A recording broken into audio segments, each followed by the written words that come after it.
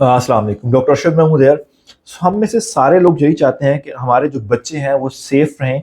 लेकिन बाज़ दफ़ा ऐसा होता है कि घर के अंदर मौजूद जो चीज़ें हैं वो बच्चों के एक्सीडेंट का बायस बन जाती हैं।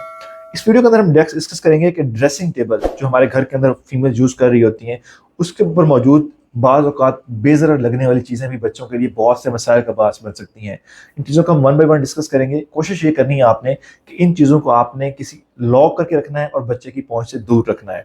ड्रेसिंग टेबल के ऊपर आपका जो है वो नेल पॉलिश उतारने वाला महलूल या सॉल्यूशन पड़ा हो सकता है। अगर बच्चा उसको पी लेता है तो उससे बच्चे के अंदर मुख्तलिफ मसाइल आ सकते हैं। बच्चे के दिल की धड़कन बेतरतीब हो सकती है, बच्चा उससे बेहोश भी हो सकता है। सो ये मसला क्रिएट कर सकती है। ड्रेसिंग टेबल के ऊपर आपकी लिपस्टिक पड़ी हो सकती है। जब बच्चा लिपस्टिक खा लेता है और ज़्यादा मिकदार में खा सकता है तो ये भी बच्चे के लिए नुकसानदेह साबित हो सकती है। ड्रेसिंग टेबल के ऊपर आपके परफ्यूम्स या जो है परफ्यूम पड़े हो सकते हैं, या फिर आपके जो है वो डिफरेंट जो है बॉडी स्प्रे पड़े हो सकते हैं। तो बच्चा अगर इनको इस्तेमाल करे तो बच्चा इनको इन्हेल कर सकता है, तो उसके सांस के मसाइल या जो है सांस की एलर्जी का मसला हो सकता है। ड्रेसिंग टेबल के ऊपर जो है वो पिन्स, जो आपके हेयर पिन्स होती हैं वो पड़ी हो सकती हैं। बाज़ औक़ात बच्चे जो है वो इन चीज़ों को पकड़ के नाक में डाल देते हैं, कान में डाल देते हैं, या फिर निगल लेते हैं, या फिर सांस की नली में चली जाती हैं। सो ये सारी चीज़ें जब भी होंगी तो आपके लिए एक इमरजेंसी क्रिएट हो सकती है। सो ये चीज़ें भी बच्चे के लिए नुकसानदेह साबित हो सकती हैं।